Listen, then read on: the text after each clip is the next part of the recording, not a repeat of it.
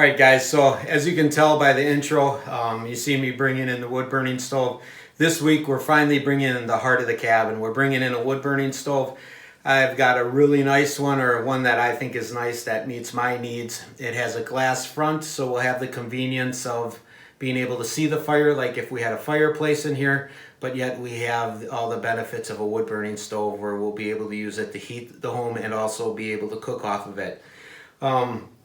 So we're going to start out first with making our hole in the ceiling and getting everything ready for the ceiling, get the roof flashing on because we are going to get rain later on today. So I want to at least get a jump on that, and then we'll proceed after that by putting in the pipe and everything. And I know a lot of times you guys tell me that I don't take safety in effect enough. I've got these safety glasses. They look dark here, but they illuminate everything in a bright yellow. And then don't laugh, but I'm also going to be wearing my chainsaw helmet because it has a screen, and when you cut steel overhead, all those little pieces fall on your face and it burns like a son of a gun. So let's go ahead, we'll cut the hole in the ceiling first and we'll proceed from there.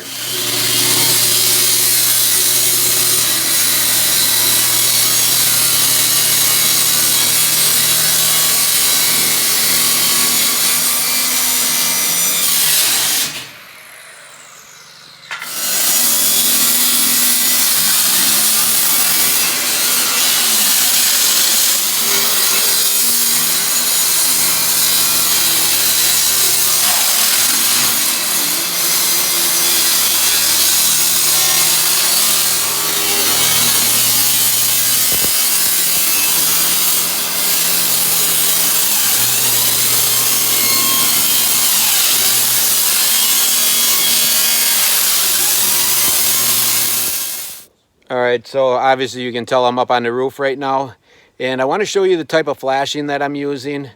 When I talked to the millers, the people that, the Amish folks that put the cabin together for me, the exterior portion, they recommended this flashing that works great on corrugated steel roofs, and the flashing is right here. And he said specifically, when you put this on the roof, don't lay it flat like this to where it's perfectly parallel with the peak. Instead, lay it on a 45 like that. And the reason you want to do that is as the water comes down off the roof, you want it to be able to catch it and push off to the side. So one of the most taxing things I've done this whole time is, you can see we cut the hole in the ceiling or in the roof. So that hole's in. I'm going to take you inside and show you a decorative like anchoring box or support. I forget the exact name for it, but Nick is inside installing that, and we'll quick go in there and see how far he is with that. All right, and you can see Nick is just putting in the last minute touches. This is a support box, I think is the correct term that they call it, and he just made sure that it was level. That support box is going to be where my triple wall pipe starts from. It'll be inside there going through the roof. And the reason we're using triple wall pipe up there is because the clearances for fireproofing is only 2 inches away from anything that's combustible. So there we go. We got the box leveled off. You can see we just roughly put in a smoke pipe. That all has to be cut to size yet. And the wood burner is just temporarily just sitting there. It's all a mess. We're going to quick clean up, and then we'll start assembling the pipe. Okay, this is the adapter that changes a single wall pipe over to a triple wall pipe. What I'm going to do when I put this together is I just want to have all the seams in the same spot. It really doesn't matter for functionality, but the reason I want all the seams in the same spot is just for aesthetics, so that I can hide them all to the back side. So we'll just seat it with a rubber hammer.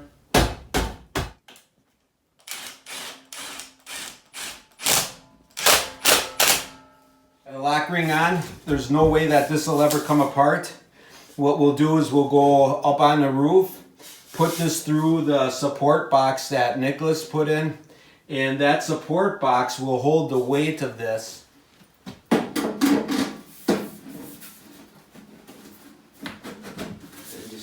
seam to the back. And then we go to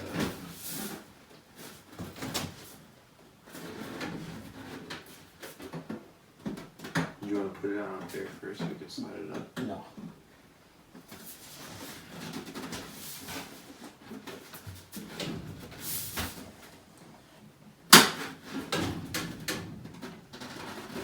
There we are.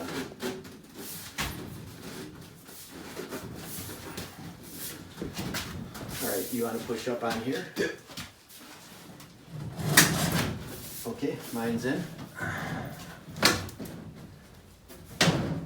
on, slide to your left or to your right, either one, so she can see.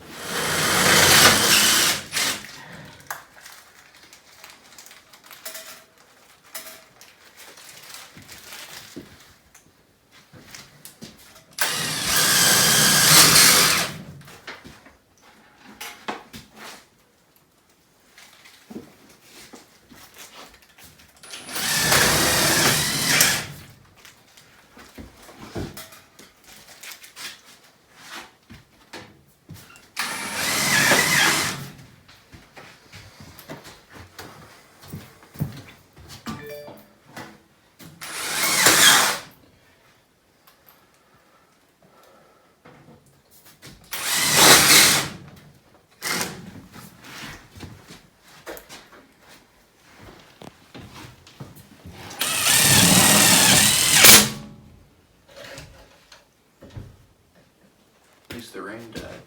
Yeah, that's nice. Now, when anchoring stovepipe, you always want at least 3 screws in the pipe. That way, if anybody ever bumps the stove, everything stays stagnant. All right, let's move up top. So I have a high temperature silicone caulk. It's good for up to 600 degrees Fahrenheit. What we're gonna do is, before we put the flashing on, we're gonna go ahead and put a generous bead of this on the top side. Not so generous on the bottom side. The top side is, if there's any leaking, this is where it's gonna happen. And you can see I kind of traced out a pattern already on the roof. And that's just so I've got a good idea of where my bead of caulk has to go.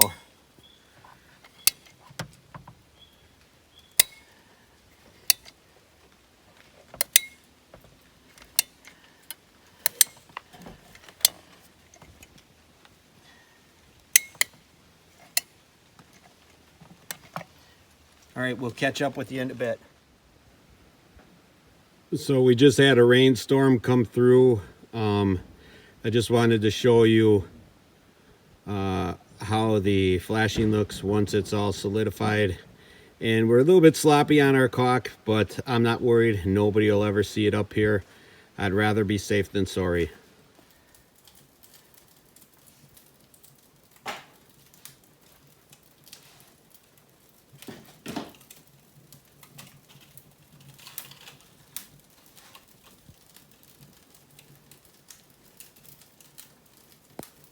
Shoot.